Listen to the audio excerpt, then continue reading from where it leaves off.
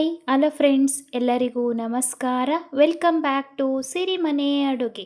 ಬನ್ನಿ ಇವತ್ತೊಂದು ಆರೋಗ್ಯಕರವಾದಂತಹ ಪಾಲಕ್ ದಾಲ್ ರೈಸ್ ಮಾಡೋದು ಹೇಗೆ ಅಂತ ನೋಡ್ಕೊಂಬರೋಣ. ಈ ರೆಸಿಪಿ ಮಾಡೋದು ಹೇಗೆ ಅಂತ ನೋಡ್ಕೊಂಬರೋದಕ್ಕಿಂತ ಮುಂಚೆ ಇನ್ನೂ ಯಾರ್ಯಾರು ನಮ್ಮ ಚಾನಲ್ನ ಸಬ್ಸ್ಕ್ರೈಬ್ ಮಾಡದೆ ನೋಡ್ತಾ ಇದ್ದೀರಾ, ಪ್ಲೀಸ್ ಸಬ್ಸ್ಕ್ರೈಬ್ ಮಾಡಿಕೊಂಡು ನಮಗೆ ಸಪೋರ್ಟ್ ಮಾಡಿ.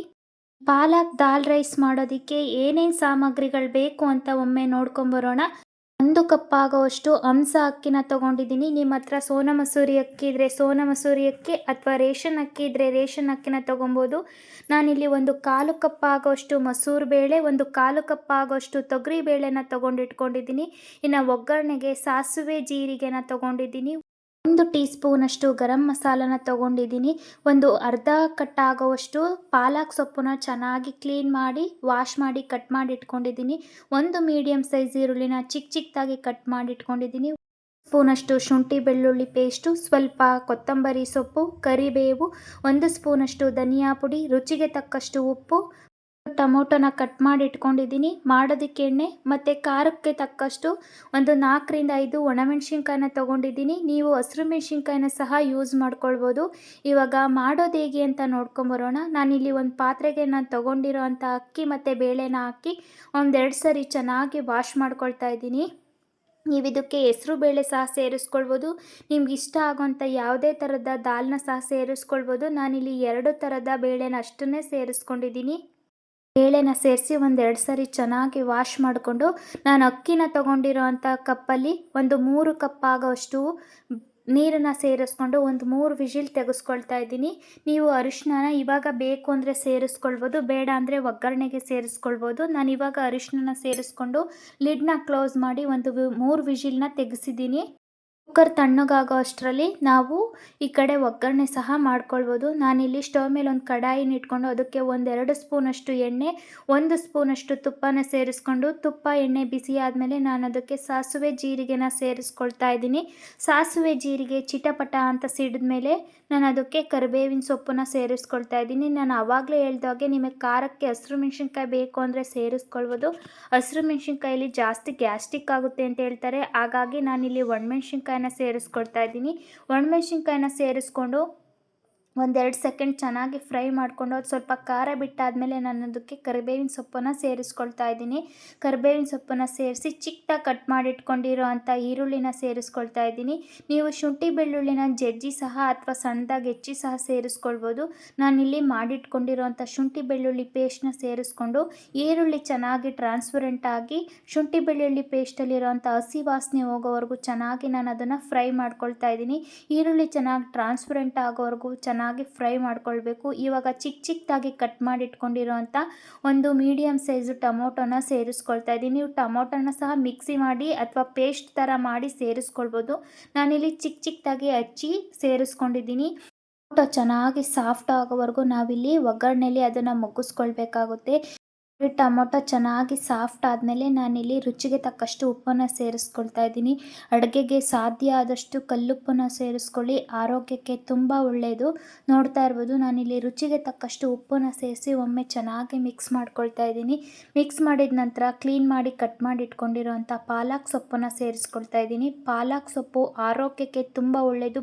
ಪ್ರೋಟೀನ್ ರಿಚ್ ಆಗಿರೋ ಅಂಥ ಸೊಪ್ಪು ಅಂತಲೇ ಹೇಳ್ಬೋದು. ಇದು ಕ್ಯಾನ್ಸರ್ ವಿರುದ್ಧ ಸಹ ಹೋರಾಡುತ್ತೆ ಅಂತ ಇತ್ತೀಚಿನ ರಿಸರ್ಚ್ಗಳು ನಮಗೆ ತಿಳಿಸಿ ಹೇಳ್ತಾ ಇದೆ.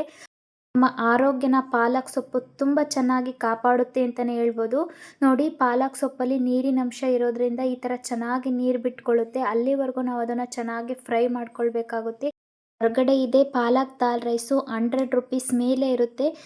ಮನೇಲಿ ನಾವೇ ಶುಚಿಯಾಗಿ ಮಾಡಿಕೊಂಡು ಹೊಟ್ಟೆ ತುಂಬ ತಿನ್ಬೋದು. ತುಂಬ ಟೇಸ್ಟಿಯಾಗಿ ಸಹ ಇರುತ್ತೆ. ನೋಡಿ, ಪಾಲಕ್ ಸೊಪ್ಪು ಈ ಥರ ಚೆನ್ನಾಗೆಲ್ಲ ನೀರು ಬಿಟ್ಕೊಂಡು ಒಂದು 3/4 ಭಾಗ ಚೆನ್ನಾಗಿ ಬೆಂದಾದಮೇಲೆ ನಾನು ಅದಕ್ಕೆ 1 ಟೀ ಸ್ಪೂನಷ್ಟು ಗರಂ ಮಸಾಲಾನ ಸೇರಿಸ್ಕೊಳ್ತಾ ಇದ್ದೀನಿ. 1 ಸ್ಪೂನಷ್ಟು ಧನಿಯಾ ಪುಡಿನ ಸೇರಿಸ್ಕೊಂಡು ಚೆನ್ನಾಗಿ ಮಿಕ್ಸ್ ಮಾಡಿಕೊಂಡು ಅದರಲ್ಲಿರೋ ಅಂಥ ಹಸಿ ವಾಸನೆ ಎಲ್ಲ ಹೋಗೋವರೆಗೂ ಚೆನ್ನಾಗಿ ಫ್ರೈ ಮಾಡ್ಕೊಳ್ತಾ ಇದ್ದೀನಿ. ನೀವು ಉಪ್ಪು ಖಾರನ ಈ ಟೈಮಲ್ಲಿ ಸಹ ಚೆಕ್ ಮಾಡ್ಕೊಳ್ಬೋದು. ಖಾರ ಬೇಕು ಅಂದರೆ ನೀವು ಈ ಟೈಮಲ್ಲಿ ಒಂದು ಹಸಿರು ಮೆಣಸಿನ್ಕಾಯಿ ಸೇರಿಸ್ಕೊಳ್ಬೋದು, ಇಲ್ಲ ಅಚ್ಚ ಖಾರದ ಪುಡಿನ ಸಹ ಸೇರಿಸ್ಕೊಳ್ಬೋದು. ತುಂಬ ಟೇಸ್ಟಿಯಾಗಿ ಬರುತ್ತೆ. ನೋಡಿ, ಈ ಥರ ಚೆನ್ನಾಗಿ ಫ್ರೈ ಮಾಡಿದ್ದಾದಮೇಲೆ ನಾನೊಂದು 1/4 ಕಪ್ ಆಗೋಷ್ಟು ನೀರನ್ನು ಆ್ಯಡ್ ಮಾಡಿ ಒಮ್ಮೆ ಚೆನ್ನಾಗಿ ಕುದಿ ಬರೋವರೆಗೂ ಕುದಿಸ್ಕೊಳ್ತಾ ಇದ್ದೀನಿ. ಇನ್ನು ಸ್ವಲ್ಪ ಪಾಲಕ್ ಸೊಪ್ಪು ಚೆನ್ನಾಗಿ ಬೆಂದಬೇಕು ಅಂದರೆ ಸ್ವಲ್ಪ ನೀರನ್ನ ಆ್ಯಡ್ ಮಾಡಿ ಚೆನ್ನಾಗಿ ಬೇಯಿಸ್ಕೊಳ್ಬೇಕಾಗುತ್ತೆ. ಪಾಲಕ್ ದಾಲ್ ರೈಸ್ನ ತುಂಬ ಹಲವಾರು ವಿಧಾನದಲ್ಲಿ ಮಾಡ್ಕೊಳ್ಬೋದು. ನಾನು ಪಲ್ಪ್ ಸಿಗಲಿ ಅನ್ನೋ ಕಾರಣಕ್ಕೆ ಚಿಕ್ಕ ಚಿಕ್ಕದಾಗಿ ಕಟ್ ಮಾಡಿ ಸೇರಿಸ್ಕೊಂಡಿದ್ದೀನಿ. ನಿಮಗೆ ಬೇಡ ಅಂದರೆ ಒಂದು 1/4 ಭಾಗದಷ್ಟು ಸೊಪ್ಪನ್ನ ಬೇಯಿಸಿ ಅಥವಾ ಹಸಿಯಾಗಿಯೇ ಮಿಕ್ಸಿ ಮಾಡಿ ಸೇರಿಸ್ಕೊಳ್ಬೋದು. ಗ್ರೀನ್ ಕಲರ್ ಸಹ ಬರುತ್ತೆ. ರೆಸಿಪಿನ ತುಂಬ ಡಿಫ್ರೆಂಟ್ ಸ್ಟೈಲಲ್ಲಿ ನಾವು ಮಾಡ್ತಾ ಹೋಗ್ಬೋದು. ನಾನು ಇವತ್ತು ತುಂಬ ಸಿಂಪಲ್ಲಾಗಿ ನನ್ನ ಸ್ಟೈಲಲ್ಲಿ ತೋರಿಸಿದ್ದೀನಿ. ನೋಡ್ತಾ ಇರ್ಬೋದು, ನಾನು ಮಾಡಿಟ್ಕೊಂಡಿರೋಂಥ ಬೇಳೆ ಮತ್ತು ಅನ್ನ ತುಂಬ ಚೆನ್ನಾಗಿ ಬೆಂದಿದೆ. ಈ ಕಡೆ ಒಗ್ಗರಣೆಲಿ ಗೊಜ್ಜು ಸಹ ಚೆನ್ನಾಗಿ ರೆಡಿಯಾಗಿದೆ. ಇವಾಗ ನಾನು ಮಾಡಿಟ್ಕೊಂಡಿರೋಂಥ ಅನ್ನ ಮತ್ತು ಬೇಳೆನ ನಾನು ಇದರಲ್ಲಿ ಸೇರಿಸ್ಕೊಳ್ತಾ ಇದ್ದೀನಿ. ತುಂಬ ಟೇಸ್ಟಿಯಾಗಿರುತ್ತೆ. ಒಂದು ಸತಿ ಟ್ರೈ ಮಾಡಿ ನೋಡಿ. ಇದೇ ಥರ ಈಸಿ ಆ್ಯಂಡ್ ಹೆಲ್ತಿ ರೆಸಿಪೀಸ್ಗಾಗಿ ಸಿರಿಮನೆ ಅಡುಗೆ ಚಾನಲ್ನ ಒಮ್ಮೆ ವಿಸಿಟ್ ಮಾಡಿ. ನಿಮ್ಮ ಸಪೋರ್ಟು ನಮಗೆ ತುಂಬ ಮುಖ್ಯ.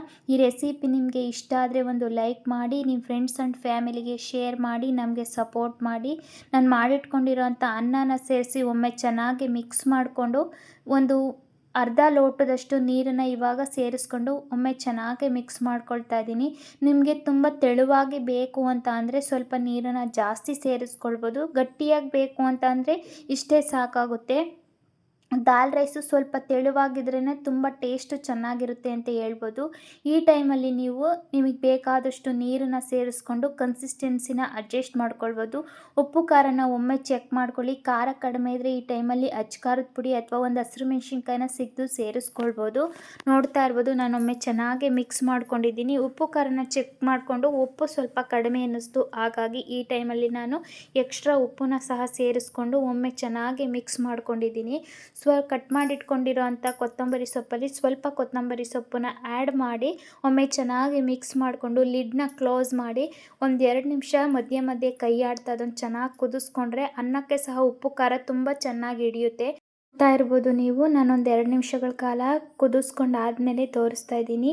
ಈಸಿ ಆ್ಯಂಡ್ ಟೇಸ್ಟಿಯಾಗಿರೋಂಥ ಪಾಲಕ್ ದಾಲ್ ರೈಸ್ ರೆಡಿನೇ ಆಗೋಯಿತು. ಮಕ್ಕಳಿಗೆ ಲಂಚ್ ಬಾಕ್ಸಿಗೆ ಸಹ ನಾವಿದನ್ನು ಮಾಡ್ಕೊಳ್ಬೋದು.